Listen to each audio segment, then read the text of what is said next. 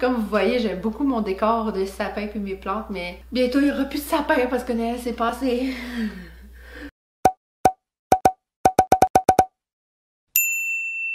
Allô, cette semaine c'est la dernière vidéo de l'année. On a tous vécu une année assez difficile. Enfin, elle se termine, mais ça veut pas dire que l'autre va être mieux. Je suis bien bonne pour des mots d'encouragement. Aujourd'hui, je vais faire un petit récapitulatif de mes produits préférés que j'ai découverts cette année.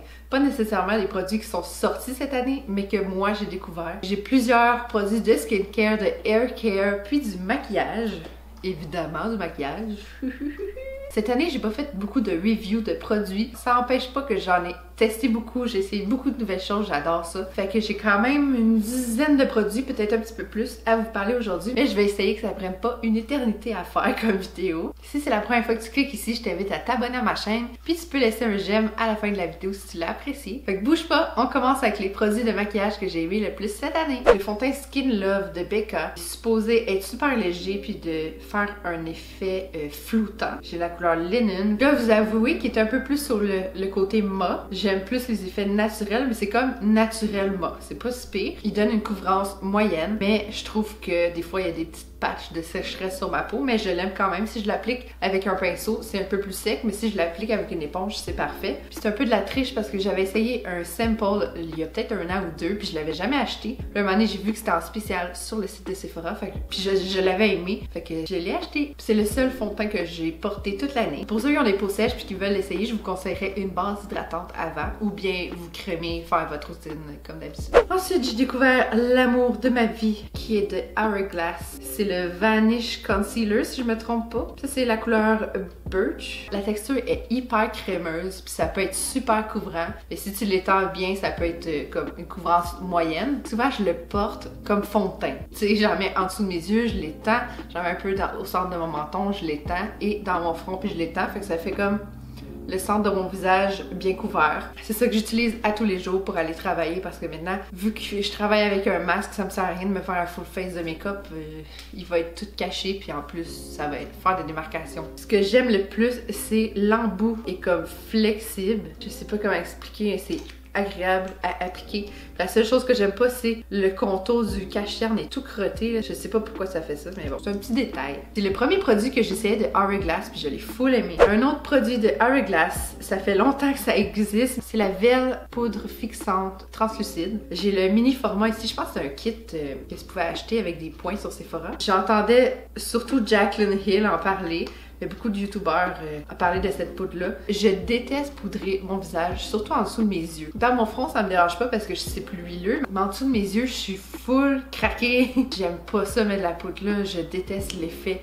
On dirait que j'ai les yeux maganés puis secs quand je fais ça. Mais cette poudre-là, j'étais vraiment choquée de voir à quel point ça adoucissait ma peau sans la sécher. Comme la Laura Mercier, je trouve qu'elle est ben trop sèche pour ma peau. La Fenty Beauty, je l'ai aimée. Puis celle de Jeffree Star aussi, je l'ai beaucoup aimée. Elle floute toute, puis c'est hyper doux. C'est très très rare que je vais poudrer mon visage, surtout en dessous de mes yeux, mais si je le fais, c'est avec celle-là. Cette année, je tripe beaucoup sur les produits crème, les bronzers, les produits contour, puis les blushs en crème. Je capote là-dessus, dont le Cloud Paint de Glossier. Ça, c'est très populaire, j'en ai beaucoup entendu parler. Ma soeur s'était acheté un petit kit pour essayer, puis je l'ai appliqué sur elle, puis j'étais comme oh my god, c'est trop beau. Fait que j'ai la couleur Beam ici qui est un pêche clair. Ça fait un effet naturel satiné. C'est un minuscule tube, mais ça en prend tellement pas beaucoup. Il est quand même bien pigmenté. C'est facile à estomper puis à placer. Ça se tapote avec le doigt puis c'est parfait. Mais un petit conseil pour les débutants avec des produits crème, t'appliques avec un doigt puis t'étends avec l'autre doigt. Si tu essayes d'estomper avec le doigt que tu as mis du produit, oublie ça, ça marchera pas. Fait que tu mets un produit sur un doigt, tu tapotes puis tu prends un doigt propre pour estomper. Ça fait de la magie. Fait que ça fait un super beau teint glowy et naturel. J'adore. Un produit miraculeux que j'ai découvert pour mes sourcils. C'est de la colle à sourcils. C'est ça que je cherchais pour faire des sourcils comme ça, là, tout échevelé par en haut. Je trouve ça tellement beau. J'ai des sourcils, mais ils sont trop pâles. Fait que j'utilise un gel teinté pour comme colorer mes sourcils plus foncés. Puis ensuite, je viens setter avec le 24 heures Brow Setter et de Benefit. Je capote sur ce produit-là. C'est comme si c'était du gel pour les sourcils. D'un côté, c'est plat. Je fais juste appliquer comme le gel. Moi, j'utilise les dents les plus longues puis je viens brosser tous mes poils vers le haut. Puis ça tient vraiment toute la journée. Quand je touche à mes sourcils sont raides, là, comme si j'avais mis du spray net sur mes sourcils. Ça tient toute la journée, même que ça me prend un démaquillant huile pour l'enlever. Celui-là, il n'y a pas de couleur dedans, c'est vraiment juste un gel transparent. C'est un de mes plus gros coups de cœur de l'année. Je ne peux plus m'en passer. Mon highlight préféré, c'est Cookie de Benefit. Je l'aime tellement. Je pense que c'est le seul que j'ai utilisé cette année. C'est la couleur parfaite pour les teints clairs comme moi. C'est un petit rose champagne très pâle. Ça paraît pas que c'est rose. Ça fait vraiment un effet mouillé sur la peau. Je l'adore. Faut vraiment que vous alliez le swatcher. Oh non, on peut plus swatcher bien chez Sephora. Si vous êtes téméraire, vous irez le swatcher chez Sephora. J'ai presque fini la partie maquillage. J'ai découvert les nouveaux lips soufflés de Rare Beauty, la compagnie de Selena Gomez qui est sortie cette année. Premièrement, j'adore l'emballage. C'est tellement doux. Genre, je pourrais flatter ça toute la journée. J'ai deux couleurs. J'ai la couleur Brave qui est un rouge orangé, qui est plus une couleur d'automne, mais je préfère celle-là. C'est Courage. Courage, le chien froussard. J'aime l'emballage, mais j'aime aussi beaucoup l'embout qui est vraiment facile à appliquer, puis c'est facile à venir définir le haut de la lèvre. Parce que c'est comme un rectangle. Je pense que j'ai aucun produit qui a cette texture-là. C'est hyper doux, hyper confortable. C'est pas transfer proof, mais ça tient super bien. Ça fait des belles lèvres qui ont l'air vraiment douces. C'est pas séchant du tout. Une palette qui est sortie cette année, c'est de Pure Cosmetics en collaboration avec Raw Beauty Christy. Si vous connaissez pas, c'est Christy, elle a une chaîne YouTube, c'est Raw Beauty Christy. Puis elle est hyper drôle, elle est vraiment honnête puis crue. Là, elle vient juste d'avoir un bébé, fait qu'elle fait moins de vidéos. Mais vous irez voir sa chaîne, je vais vous la mettre juste ici. C'est une palette vraiment spéciale, parce qu'il y a deux côtés à la palette. C'est une petite palette quand même vraiment facile à transporter. Ça, c'est le côté coloré. On a des verts, des bleus, des jaunes, orange, rose, mauve. On a vraiment tout. C'est toutes des couleurs mat auto. Puis au centre, c'est une couleur satinée. Les couleurs sont assez pigmentées, mais pas trop pour faire une catastrophe.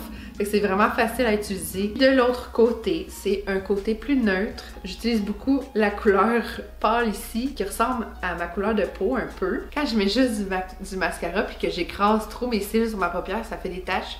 Fait que je vais juste l'essuyer avec un pinceau quand c'est sec. Puis ensuite, je mets cette couleur-là avec un autre pinceau par-dessus comme pour cacher. Je pourrais mettre un cache-cerne aussi, mais je trouve ça plus simple avec une poudre. Fait qu'ici, il y a beaucoup de brun, un petit jaune moutarde, une couleur plus rosée, puis une autre couleur métallique au milieu. Toutes des couleurs de tous les jours ici. Puis l'autre bord, un côté plus le fun. J'aime beaucoup cette palette-là, vraiment facile à utiliser. Le dernier produit que j'ai dans ma section maquillage, c'est de Fenty Beauty. Une petite palette de fard à paupières, c'est le Snap Shadows dans la teinte 3 Deep Neutrals. Donc c'est des minuscules palettes comme ça. Je pense qu'ils se snap entre elles.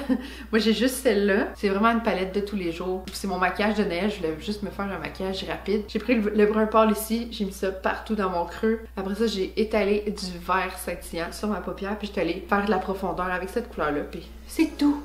Genre, c'était le look le plus rapide de ma vie. C'est la première fois que je testais les fards à paupières de Fenty Beauty, puis j'ai vraiment pas été déçue. J'ai même le goût de m'acheter toutes les autres. Puis ils sont 35$ à peu près, fait que c'est pas si pire que ça. Ah, l'autre fois aussi, j'avais pris cette couleur-là pour faire tout mon creux. J'ai pris celle-là, j'ai mis partout sur ma paupière, puis ensuite j'ai mis l'autre dans le centre, puis c'était fucking beau. Fait que ça, c'était mon make-up préféré que j'ai découvert cette année. Maintenant, je vais continuer avec le skincare. Le restant de la vidéo, ça va être plus rapide parce que j'ai moins de produits. Je sais pas si vous avez vu ma vidéo quand j'ai testé Tatcha Skincare, je vais vous la mettre juste ici. Si vous l'avez pas vue, vous irez la voir après. Elle est quand même longue, mais je la trouve quand même informative et intéressante. Fait que j'ai testé plusieurs produits de la marque de Tatcha Skincare. Puis, il y en a beaucoup que j'ai adoré puis que j'ai racheté. D'ailleurs, j'ai ce petit format-là que j'avais utilisé dans ce temps-là, puis il m'en reste un petit peu. Lui, je l'utilise vraiment à l'occasion. C'est le Violet Sea Brightening Serum. Il y a une petite pompe, puis c'est un liquide. C'est un sérum à base de vitamine C puis de AHA. C'est comme un exfoliant. Puis je mets ça quand j'ai des boutons. Comme là, j'en ai sur le menton, mais ils sont maquillés, fait que ça paraît pas trop.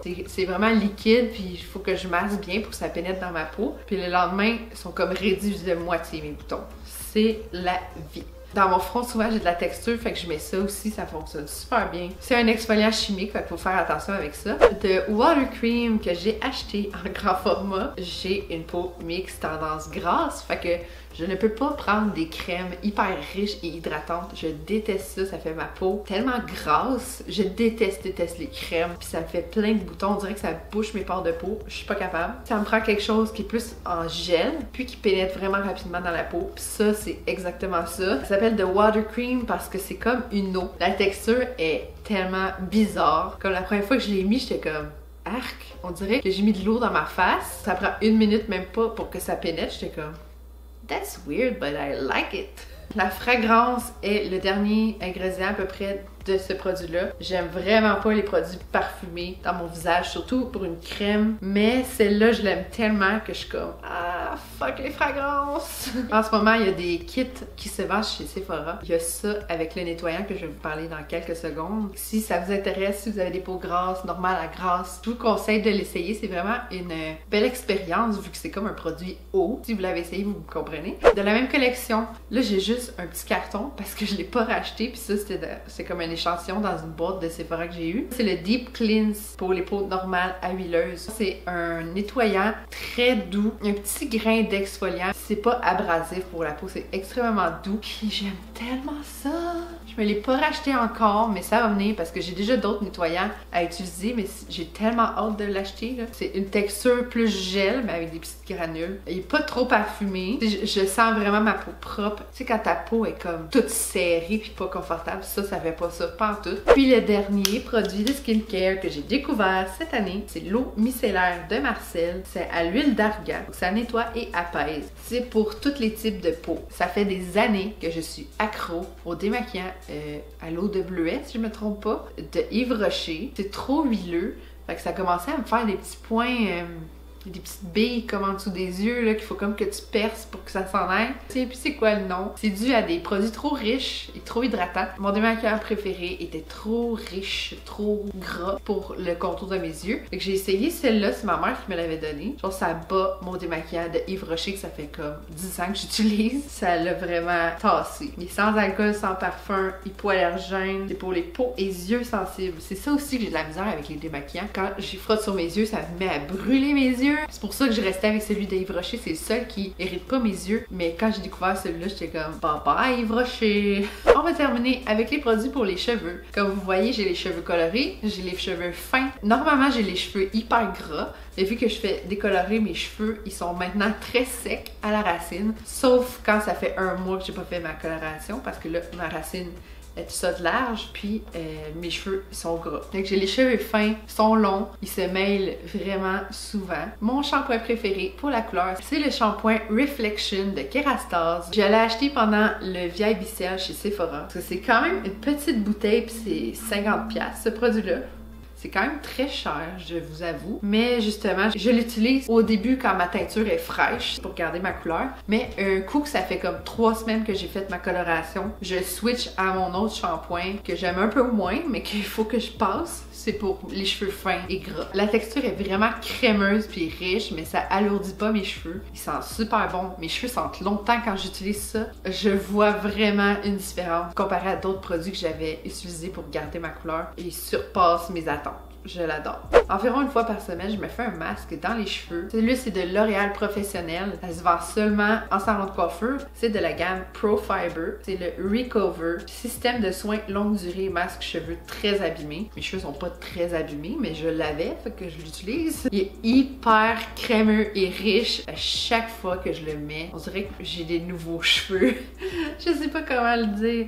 Ils sentent trop bon. Je trouve souvent que les masques, ça fait pas grand chose. Je trouve qu'il fait vraiment un bel effet sur mes cheveux. Il les alourdit pas non plus. J'ai remarqué que quand je l'utilise, mes cheveux se mêlent beaucoup moins. J'ai un autre produit de L'Oréal qui se vend en pharmacie. Cynthia Dulude, elle m'avait envoyé. Je pense que c'est les best produits de Pharmaprix. Elle m'avait choisi parmi tous ses abonnés. Puis elle m'a envoyé une grosse boîte avec plein de produits de pharmacie. Puis celui-là, c'est celui que j'ai eu un gros coup de cœur dessus. J'aime pas vraiment les produits de pharmacie. Je suis coiffeuse, j'aime mieux encourager les produits qui se vendent dans les salons de coiffeur, puis chez les distributeurs. Mais ça, c'est quelque chose. Ça s'appelle le Dream Length crème sans coupe. Scelle les pointes fourchues, fortifie les longueurs et les pointes. C'est un produit sans rinçage pour les cheveux longs abîmés. Je lave mes cheveux, je mets mon conditionneur ou mon masque. Quand je sors de la douche, je sors mes cheveux puis j'en mets juste à partir de cette longueur-là. Puis on dirait que je viens de me faire couper les cheveux. Tu sais, la texture de tes cheveux comme tout soyeux puis tout droit. Je sais pas comment l'expliquer. En général, les produits de pharmacie, ils scrapent toute ma couleur. Celui-là, il est merveilleux. Ça change rien à ma couleur. Je vois une énorme différence quand je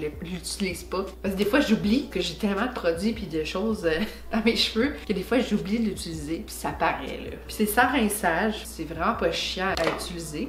Puis ça se vend en pharmacie, fait que c'est pas cher. Je vous conseille de l'essayer si vous avez les cheveux longs. J'utilisais aussi quand j'avais mes cheveux naturels, puis je trouvais ça malade. Le dernier produit que je vais vous parler, c'est de la marque Sexy Hair qui se vend seulement en salon de coiffeur, malheureusement. C'est l'huile Love de la gamme Healthy Sexy Hair. C'est une huile hydratante. Je déteste les huiles pour les cheveux qui rendent les cheveux gras. Celle-là, elle fait pas un effet gras du tout parce que, oublie ça, je suis pas capable. Quand je suis à ma deuxième journée de lavage, mes cheveux en dessous sont tellement mêlés. Je sais pas si c'est parce que j'ai chaud dans la nuit ou whatever, mais j'en mets surtout comme en arrière, comme ça, là, mes couettes en arrière ici. J'en mets jusqu'en haut, puis je descends ça dans mes longueurs, puis après ça, j'en mets comme ça, là, puis jusqu'en arrière. Si je mettais pas ça, faudrait que je me brosse les cheveux aux 10 minutes. Puisque j'ai les cheveux vraiment fins, ça me prend une huile qui est pas trop lourde, pas trop grasse. Celle-là est parfaite. Je l'ai pris en spécial à 3$.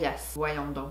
Puis ça scrape pas ma couleur, encore une fois, c'est un produit qui est bon pour les cheveux colorés. Si tu mets une pompe, c'est parfait. Si t'en mets deux, là c'est trop par exemple. Puis ils sont full bons aussi.